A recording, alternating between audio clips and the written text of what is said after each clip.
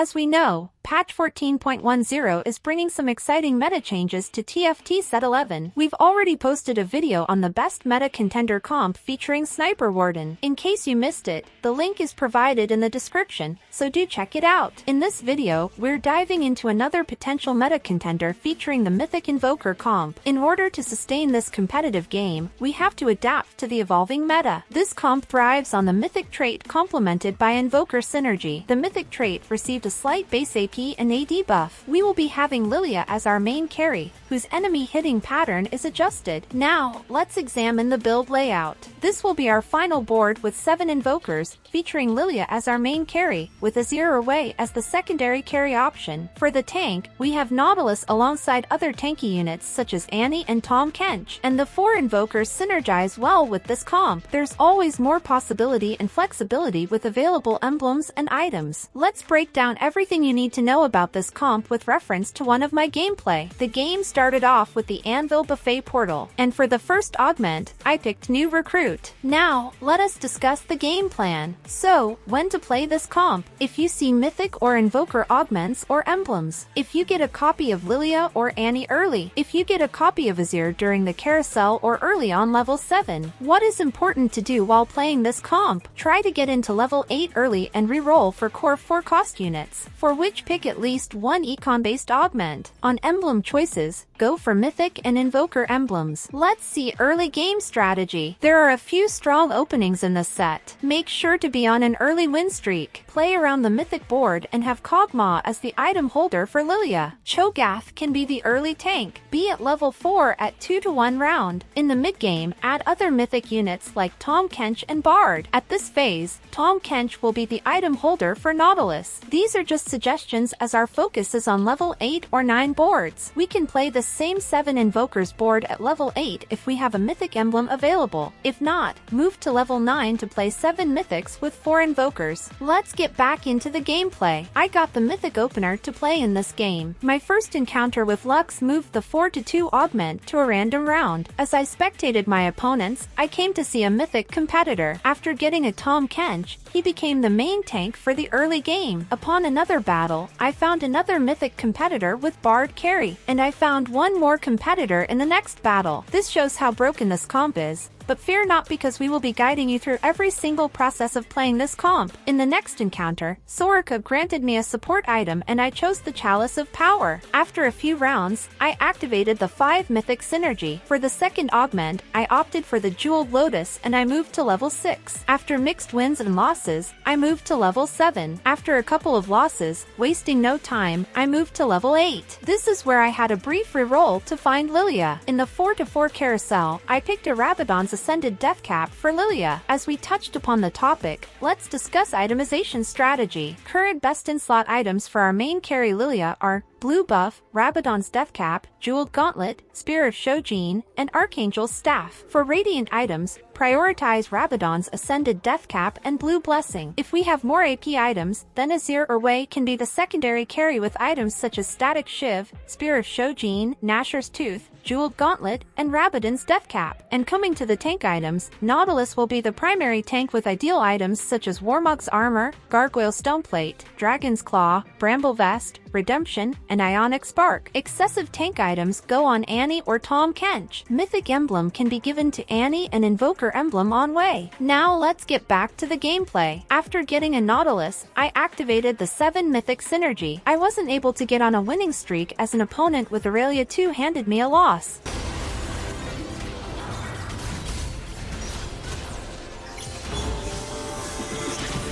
One of my competitors has already completed his board because of having an emblem. My third augment came at 5-to-5 round, from which I picked the Dynamic Duo. Other augments like Mythic Crest, Invoker Crest, Mythic Crown, It's Going to Be Epic, Mana Shield, Magic Wand, Invoker Crown, and Unleashed Arcana are all great choices. If we are on a losing streak, then other econ-based augments are also great options. After the augment selection, I moved to level 9 and rolled to 2-star my units. I got Wei followed by an Azir. I transferred the tank items from Tahm Kench to Nautilus. Look at the damage dealt by Lillia, getting us a comfortable win against our nemesis. Lillia was doing more damage round after rounds. After eliminating one of my competitors, I got into the top 3.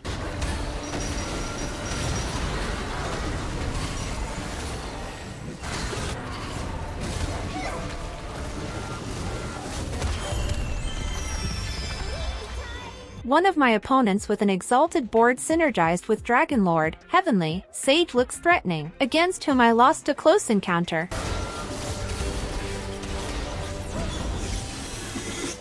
After eliminating another player, it was down to the last two. Exalted trait was buffed in this patch, thus it needs something extraordinary for me to pull off this. Thus I maxed my Ornn using a champion duplicator. With massive damage from Lillia and Wei, I got the top position against this powerful exalted board. It is all about flexibility in the final stages along with positioning separating us from an average player. This mythic comp gave us a comfortable top 4 along with our other competitors, proving this to be a good asset for rank climbers. I will try it out in the challenger lobby and will share a gameplay analysis video sooner in our channel. That brings us to the end of this video. This comp will be dominating the meta in this patch for sure. Hope you have learned something new, and do try it out and let us know in the comments. For more gameplay analysis, subscribe to our channel, Item Swap.